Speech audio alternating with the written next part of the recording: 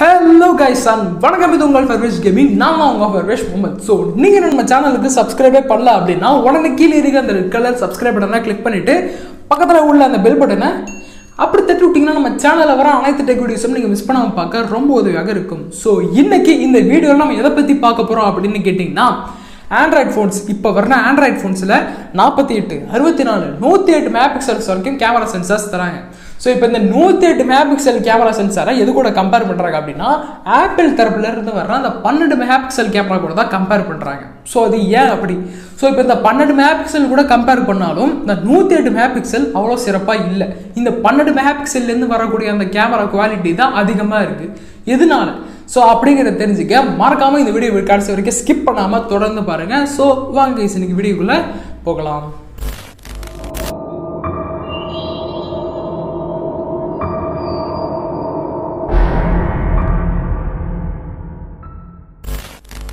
So ஐஃபோனில் இருக்கிற இந்த 12 megapixel Android ஃபோனில் இருக்கிற அந்த 48 மெகாபிக்சலை விட ஏன் சிறப்பாக இருக்குது அப்படின்னு சொல்லிட்டு தெரிஞ்சுக்க நீங்கள் முதல்ல பிக்சல்லாம் என்னன்னு சொல்லிட்டு தெரிஞ்சுக்கணும். ஸோ பிக்சல் அப்படின்னா நீங்கள் எடுக்கக்கூடிய ஃபோட்டோவை எவ்வளோக்கு எவ்வளோ ஜூம் பண்ண முடியுமோ அவ்வளோக்கு எவ்வளோ ஜூம் பண்ணி பார்த்தீங்கன்னா லாஸ்ட்டாக பாக்ஸாக இருக்கும். ஸோ அதுதான் வந்து பிக்சல். ஸோ இப்போ இந்த மெகாபிக்சல்லாம் என்ன ப்ரோ அப்படின்னு கேட்டிங்கன்னா இப்போ உங்கள் மொபைலில் ஒரு மெகாபிக்சல் இருக்குன்னு வச்சிங்களேன். ஸோ அதுதான் 10 லட்சம் பிக்சல்ஸ். ஸோ அந்த 1 மெகாபிக்சல் அந்த ஃபோட்டோவில் 10 லட்சம் பிக்சல்ஸை ஆட் பண்ணோம். ஸோ 2 மெகாபிக்சல்னா 20 லட்சம், 3 மெகாபிக்சல்னா 30 லட்சம், அப்படின்னா 12 மெகாபிக்சல்லாம் எவ்வளோ அப்படின்னு நீங்களே கணக்கு பாருங்கள். எனக்கு தெரியாது. ஸோ இருங்க நானே கணக்கு பார்க்குறேன். One eternity later. ஓகே, ஒரு வழி ஆன்சர் கண்டுபிடிச்சிட்டேன்னு நினைக்கிறேன். ஸோ இப்போ இந்த 12 மெகாபிக்சலில் கிட்டத்தட்ட 1,20,00,000 பிக்சல்ஸ் ஃபோட்டோவில் ஸ்டோர் ஆகிருக்கும். ஸோ இப்போ இந்த 48 மெகாபிக்சல் பெருசா 12 மெகாபிக்சல் பெருசான்னு கேட்டிங்கன்னா கண்டிப்பாக 48 மெகாபிக்சல் தாங்க பெருசு. ஸோ ஏன் அப்படின்னா இப்போ நீங்கள் 12 மெகாபிக்சலில் ஃபோட்டோ எடுக்கிறப்ப அந்த ஃபோட்டோட சைஸ் 48 மெகாபிக்சலை கம்பேர் பண்ணுறப்ப சின்னதாக இருக்கும்.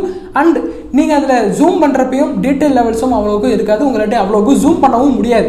இதுவே நீங்கள் 48 மெகாபிக்சல்னு எடுத்துட்டீங்க அப்படின்னா உங்களுக்கு ஃபோட்டோவோட சைஸ் ரொம்ப பெருசாகவும் கிடைக்கும், நீங்கள் ஜூம் பண்ண டீட்டெயில் லெவல்ஸும் அதிகமாக இருக்கும். ஸோ இதுதான் இந்த ரெண்டுத்துக்கும் உள்ள டிஃப்ரென்ஸ். அப்புறம் ஏன் ஆப்பிள் உள்ள 12 மெகாபிக்சல் எல்லாம் சூப்பராக இருக்குன்னு சொல்கிறாங்க அப்படின்னு கேட்டிங்கன்னா இங்கே தான் ஒரு சின்ன தில்லுமுள்ளு நடக்குது நண்பா. ஸோ இப்போ இங்கே நடக்கிற அந்த தில்லுமுள்ளு என்ன அப்படின்னா இப்போ ஆப்பிள் அப்படின்னு சொல்லிட்டு எடுத்துக்கிட்டீங்கன்னு வச்சுங்களேன். ஸோ இப்போ ஒரு கேமரா சென்சார் இருக்குது. ஸோ இப்போ அந்த கேமரா சென்சாரில் ஒரு 12 பாக்ஸ் இருக்குது நண்பா. ஸோ இப்போ ஆப்பிள் என்ன தராங்க? 12 மெகாபிக்சல் தராங்க. ஸோ இப்போ அந்த 12 மெகாபிக்சலை நம்ம அந்த 12 பாக்ஸில் வைக்கணும்னா ஒரு மெகாபிக்சலாக வச்சா மட்டும்தான் அந்த பாக்ஸ் கரெக்டாக ஆகும். ஸோ பாக்ஸ்னால் என்னது? அந்த கேமரா சென்சார் நல்லா இருக்கும். ஸோ ஃபோட்டோஸ் எடுத்தாலும் சூப்பராக கிளிக் ஆகும். பட் இப்போ ஆண்ட்ராய்ட் ஃபோன்ஸ்னு எடுத்துக்கிட்டிங்க அப்படின்னா 48 மெகாபிக்சல் வரணும். அதே பாக்ஸில் எப்படி வரும்?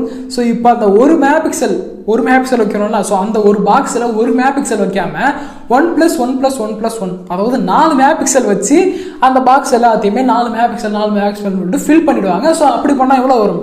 48 மெகாபிக்சல் வரும் இல்லையா? ஸோ இதுதான் வந்து இங்கே நடக்கிற தில்லுமுள்ளு. சரி, ஓகே ப்ரோ, இப்போ இதனால தான் வந்து கேமரா வந்து இவ்வளோ கம்மியாக இருக்கா அப்படின்னு கேட்டிங்கன்னா கண்டிப்பாக கிடையாது நண்பா. ஸோ கேமரா சென்சாரோடைய சைஸும் ஒரு ப்ராப்ளமாக இருக்குது. என்னன்னா இப்போ ஆண்ட்ராய்ட் ஃபோன்னு எடுத்துக்கிட்டிங்கன்னா ரொம்ப குட்டிக்கோண்டா கேமரா சென்சார் தர பார்ப்பாங்க. பட் இப்போ ஐஃபோன்னு பார்த்தீங்கன்னா ஆண்ட்ராய்டை கம்பேர் பண்ணுறப்ப இன்னும் கொஞ்சம் பெரிய சென்சாராக கேமரா சென்சார் தருவாங்க. ஸோ கேமரா சென்சாரில் என்ன ப்ரோ இருக்குது அப்படின்னு கேட்டிங்கன்னா கேமரா சென்சார் நீங்கள் எவ்வளோக்கு எவ்வளோ பெருசாக போகிறீங்களோ அவ்வளோக்கு எவ்வளோ அந்த டீட்டெயில் லெவலு ஃபோட்டோவோட குவாலிட்டி எல்லாம் நல்லா இருக்கும். ஸோ எக்ஸாம்பிளுக்கு இப்போ நான் உங்களுக்கு சொல்லணும்னா டிஎஸ்எல்ஆர் கேமரா இருக்குல்ல. ஸோ அதில் இத்தனை பெருசுக்கு லென்ஸ் இருக்கும். ஸோ அந்த லென்ஸ்லேருந்து நம்ம ஃபோட்டோ எடுக்கிறப்ப எவ்வளோக்கு எவ்வளோ அவ்வளோ அழகாக டீட்டெயில் எடுக்கும். ஸோ இதனால தான் வந்து கேமரா சென்சார் பெருசாக இருக்கணும் அப்படின்னு சொல்கிறது.